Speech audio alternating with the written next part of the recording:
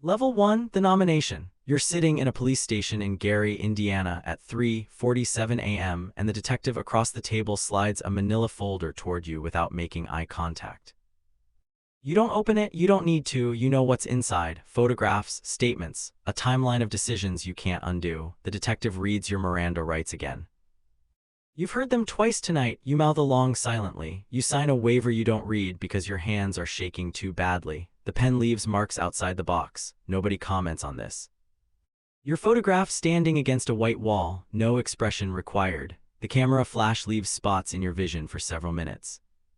Your fingerprints are rolled, first ink, then digital, then entered into IAFIS, the database that never forgets. The detective asks for your height, weight, scars, tattoos, any identifying marks. You tell him about a scar on your knee from when you were 9. He writes it down. It becomes evidence. The detective asks if you want to call anyone. You say no. You don't want them to hear you like this. The detective's coffee cup has a cartoon cat on it that says, "Hang in there." He's been drinking from it all night. You notice because you're looking for anything human in this room, the cat is smiling. The detective isn't. You're not either. You're still Michael. That's still your name. But your name is now attached to a case number, and that case number is attached to a federal investigation, and the investigation has a scope you can't see yet. The name still fits. It won't for long. The FBI receives approximately 1,200 nominations for the 10 most wanted list every year. A panel of 15 agents and analysts reviews them. Fewer than 10 make the list annually. You're about to be in the top 0.8% of wanted people in America. The list was created to get dangerous people off the streets. It works. But what it actually does is make you visible, more visible than you've ever been, more visible than you want to be, visible in ways you can't control. The detective controls this room. The FBI controls your file. The media eventually will control your face. You control nothing except whether you answer the next question. You've never been more wanted, which means you've never been harder to hide. 6 weeks pass. You're in a motel in Ohio when your girlfriend calls and asks why there's a reporter at her mother's house. You tell her you don't know, you hang up, you pack, you're on the highway within 20 minutes, you don't call back. Level 2, the photograph. You see your own face on a television in a motel lobby, and for 3 full seconds you don't recognize yourself. The mugshot is harsh. The lighting is wrong. You look older than you remember. You look like someone else. The segment says, "Tonight, the FBI has added a new name to its 10 most wanted list." Your mugshot fills the screen. Your name appears beneath it. Your crimes scroll across the bottom in white text. The clerk behind the counter glances at the TV, then at you. You walk out without your change. You don't look back. When the FBI adds you to the 10 most wanted list, they don't just file your photo, they distribute it. 5,000 posters go to law enforcement agencies. Your face is sent to every media outlet in the country. It appears on the FBI's website, which gets 6 million visitors monthly. Your face, your name, your crimes, they become public property. You drive 200 miles without stopping. You pay cash for gas, you wear a hat indoors, you call your brother from a payphone, he doesn't answer, you leave no message. You check into another motel using a fake ID you bought 6 years ago from a guy in Detroit. The name on it is David. You've used David 47 times. David has never failed you. David isn't real. You lie in bed staring at the ceiling, knowing that somewhere someone is seeing your face right now. Someone in a bar, someone in a grocery store, someone in a police station picking up a phone. Michael still exists legally, but there's now a second version of you, the wanted version. That version has a number 496. That version has a list of crimes, a physical description, a reward amount. That version is more real to more people than the actual you hiding in a motel room. The photograph has replaced the person. Your mother's birthday is next week. You've never missed it.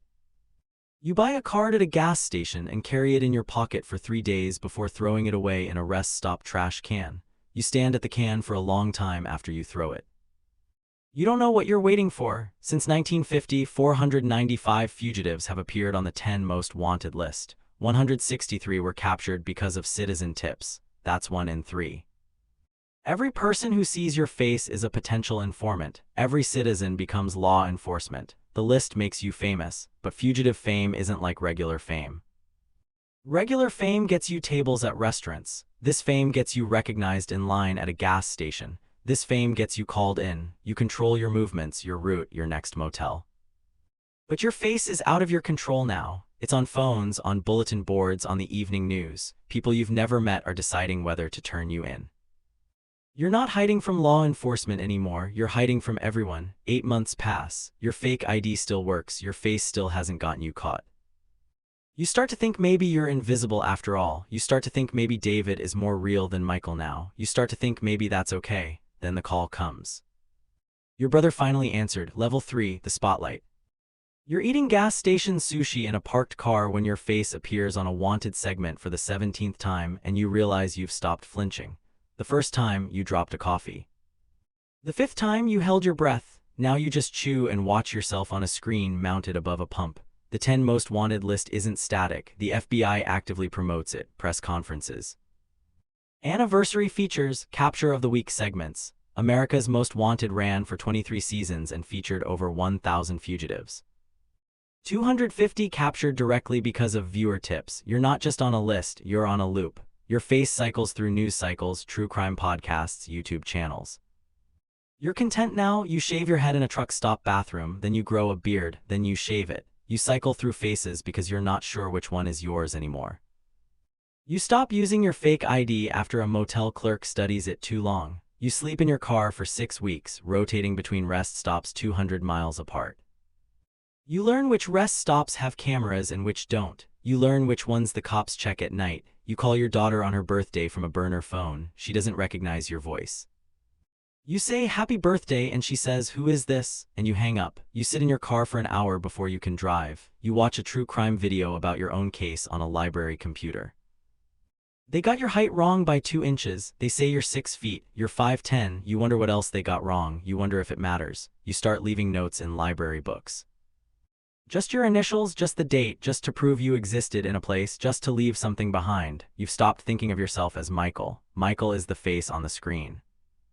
Michael is the man in the photograph. The person driving this car, sleeping in rest stops, eating gas station food. He doesn't have a name anymore. He has routines. He has survival. He has no one who calls him by name. You find a library in a small town in Nebraska. You spend 3 hours reading a book, just sitting somewhere warm, pretending you're a person who belongs in a library. When you leave, the librarian says, have a good day. It's the first time anyone's spoken to you in 2 weeks. You cry in your car.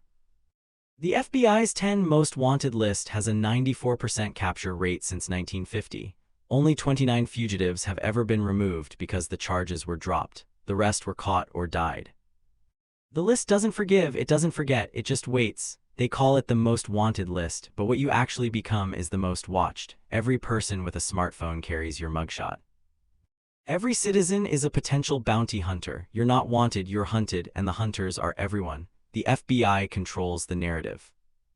They decide when to feature you, when to update your file, when to remind the public you're still out there. You control only how long you stay ahead of the information.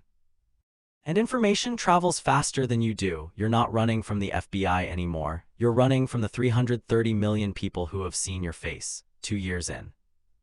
You're in Arizona when you see the news, your mother died. The funeral was last week. You weren't notified because there was no one to notify. Level 4, the Mythology. You find a Reddit thread dedicated to your case, 847 comments analyzing your movements, your psychology. Your next move, and none of them know you've been living in the same national forest for 6 months. After enough time on the list, you transcend your original case. You become a character in the true crime ecosystem. Podcast episodes dissect your childhood. YouTube videos map your possible locations. Internet sleuths create timelines, theories, fan fiction almost. The real you, exhausted, lonely, living in a tent, has nothing to do with the legendary fugitive they're discussing. But that legendary fugitive is more real now than you are. You read a comment that says he's probably in Mexico by now. You're 40 miles from the Grand Canyon. Someone posts your high school yearbook photo. You'd forgotten you looked like that. A psychic on YouTube claims you're hiding in the Pacific Northwest. You're in the Southwest. You wonder if she's throwing them off intentionally. You see a comment from someone who claims they went to school with you. They describe you as quiet but nice. You don't remember them at all. You watch a documentary about your case on a phone in a tent. Your brother agreed to be interviewed. He cries on camera. You've never seen him cry. You watch it 3 times.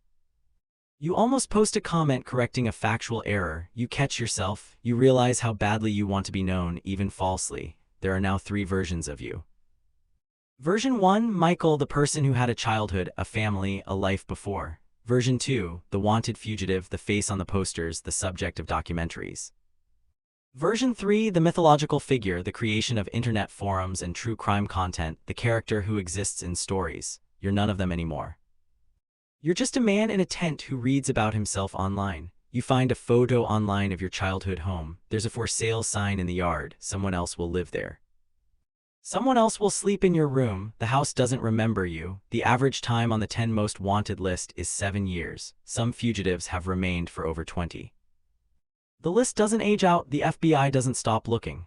Every year, new agents are assigned your case. Every year, someone fresh starts reviewing your file. The institution has infinite patience. You don't. The list was supposed to help catch you. Instead, it made you immortal. Your face will never stop circulating. Your case will never close.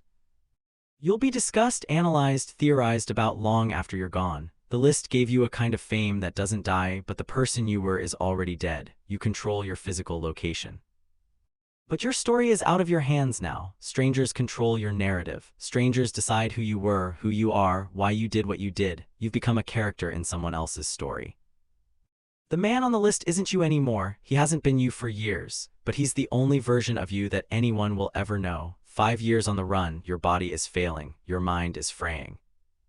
You know you can't do this forever. Then you see the news, they've changed your ranking. You're number 1 now, level 5, the Obsolescence. You're number 1 on the FBI's 10 most wanted list. And you find this out because you're standing in a grocery store checkout line and your face is on a magazine cover next to an article about celebrity weight loss. You buy the magazine, you take it to your car, you sit in the parking lot reading about yourself. The article is 400 words. There's a sidebar about 5 other fugitives. You're not the main story anymore. You're not even really the story, you're context for the real content. You drive to a national forest and don't leave your car for 3 days. You stop eating. You stop moving, you wait for something to happen, capture, death, anything, nothing happens. The FBI doesn't know you've stopped running. They issue a press release about the new number 1. Your face appears on news segments for 48 hours, then a politician does something scandalous, then a celebrity dies, then there's a weather disaster, you're replaced.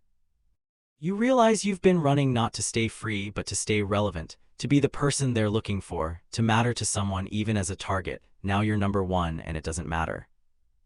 You've lost the last thing you were running for, you've lost even the hunted identity. You're not Michael, you're not the fugitive, you're not the legend. You're just a man in a forest that no one's searching. You've become invisible in the worst way, not hidden, but forgotten. You find the birthday card you bought for your mother 3 years ago. It's still in your jacket pocket, crumpled, unreadable now. You don't know why you kept it. You don't know why you're crying over it now. You just know that holding it is the closest you've been to her since she died. The possibility of return is gone. Even if you turn yourself in, even if you're captured, the person who could go back doesn't exist anymore. Your family has mourned you. Your friends have moved on. Your hometown has new people in old houses. There's nowhere to return to. The FBI's 10 most wanted list has been continuously published since 1950. In that time, 11 fugitives have been number 1 for more than 5 years. All but 2 were eventually captured or killed. The average time at number 1 before capture, 14 months. You've been number 1 for 8 months. The clock is theoretical now. They call it most wanted. But what you learn at the top is that wanting is finite. The FBI wants you, but they have other cases. The public wants you caught, but they have other concerns. You've spent years being wanted, and now you're just wanted enough to make the list, not wanted enough to be found. You control your survival, but you don't control relevance. You don't control memory, you don't control whether anyone is actually looking. The institution has moved on. The public has moved on. You're running from ghosts now. You made it to number 1. Congratulations, nobody's watching. You find a missing person poster in a rest stop, not your poster, someone else's, a woman who's been gone 6 months. You stare at her face and realize this is what you were. This is what you are to someone, a photograph, a mystery, a story. You wonder if anyone would make a poster for you now. 6 more months pass. You're 54 years old, you've been running for 11 years, you've been number 1 for 14 months. Then the knock comes, not at your door, you don't have a door.